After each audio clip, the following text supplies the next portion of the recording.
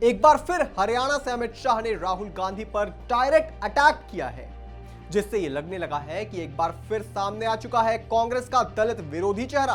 क्योंकि अमित शाह ने जिस तरह हरियाणा में राहुल गांधी की धुलाई की है, उससे जनता तक संदेश साफ जा रहा है कि एक बार फिर हरियाणा की जनता विकास की राजनीति के लिए वोट देने जा रही है।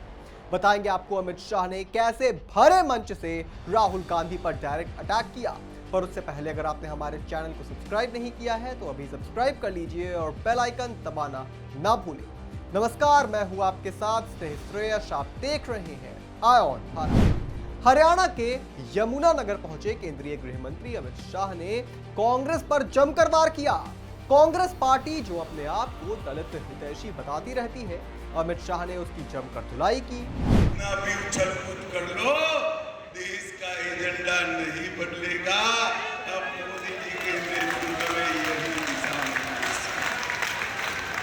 कांग्रेस पार्टी अपने आप को दलितों की हितैषी बताती है और अमेरिका जाकर राहुल गांधी अंग्रेजी में भाषण करते हैं कि विकास हो गया है, अब आरक्षण को समाप्त कर। एक और राहुल गांधी आरक्षण को समाप्त करने की बात कर रहे हैं, दूसरी ओर हमारे सैनी जी क्रीमी लेयर को बढ़ाकर आरक्षण देने की बात सही भी है, क्योंकि अगर कांग्रेस पार्टी इतनी बड़ी दलित प्रेमी है तो क्यों कुमारी सैलजा को सीएम पद का उम्मीदवार घोषित नहीं कर देती?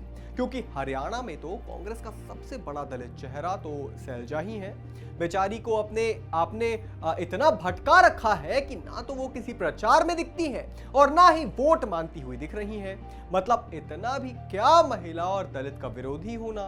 अब अभी भी वक्त है, कर दीजिए मुख्यमंत्री पद का उम्मीदवार घोषित। मगर आप ऐसा करेंगे नहीं, क्योंकि आप जानते हैं कि हरियाणा के पिछले विधानसभा चुनाव या फिर 2024 के लोकसभा चुनाव में कांग्रेस पार्टी को जो वोट मिले हैं, क्या वो अकेले कुमारी सैलजा की वजह से मिले हैं? तो इसका जवाब है नहीं। और अगर आपने इन्हें सीएम पद का उम्मीदवार घोषित कर दिया तो आपके जो बड़े बड़े नेता हैं ना हरियाणा के अंदर, वो सभी नाराज हो जाएंगे और पार्टी में बगावत हो जाएगी। अमित शाह ने कहा कि मोदी सरकार ने हरियाणा को विकसित बनाने का संकल्प लिया है। अमित शाह ने कांग्रेस को भ्रष्टाचारी बताते हुए कहा कि कांग्रेस ने अपने शासनकाल में दिल्ली के दामाद को खुश करने के लिए हरियाणा के किसानों की जमीनें कौड़ियों के दाम पर बिकवा दी। वहां पर ये रॉबर्ट वाड्रा का जिक्र कर रहे थे। उन्होंने सिखों को लेकर राहुल गांधी पर बड़ी प्रतिक्रिया देते हुए कहा कि पूरा देश सिख गुरुओं पर नाज करता है, उनका आदर और सत्कार करता है। और राहुल बाबा कहते हैं कि सिखों को पगड़ी और कड़ा पहनने की स्वतंत्रता नहीं है। उन्होंने सवाल किया कि राहुल बाबा आप कौन से भारत में रहते हैं?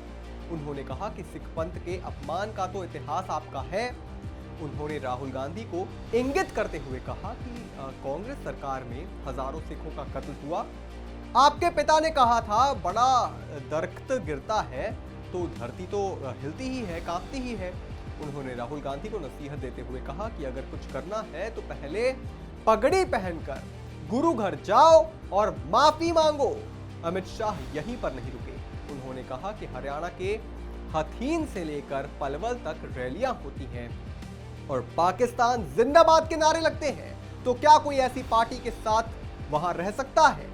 और बात अगर दलित विरोधी मानसिकता की हो रही है तो यह भी कांग्रेस की खानदानी मानसिकता है। जगजीवन राम रेड्डी जो देश के पहले दलित प्रधानमंत्री बन सकते थे, शपथ से ठीक पहले इंदिरा गांधी ने उनसे समर्थन वापस ले लिया और वह प्रधानमंत्री नहीं बन पाए। और जरा पीछे आपको लेकर चले तो B.R. अम्बेडकर, जवाहरलाल नेहरू पूरी कोशिश करते थे कि अम्बेडकर संविधान सभा में न बैठे। तो कांग्रेस का दलित विरोध कोई नया नहीं है और पाकिस्तान के नारे भी राहुल गांधी की रैलियों में लगेंगे ही। तभी तो जब राहुल गांधी विदेशी धरती से कोई देश विरोधी बात करते हैं तो पाकिस्तान तुरंत उस पर अपना समर्थन जताता है। मगर जैसा कि हमने आपको अपनी हर वीडियो में कहा है, राहुल गांधी और कांग्रेस की राजनीति को देश पहचान चुका है और आने वाले वक्त में देश की राजनीति में एक बड़ा बदलाव जरूर देखने को मिल सकता है। इस पर आप क्या सोचते हैं दोस्तों, हमें कमेंट करके जरूर बताएं। और भी तमाम बड़ी खबरों से जुड़े रहने के लिए आप देखते रहें आई ऑन भारत।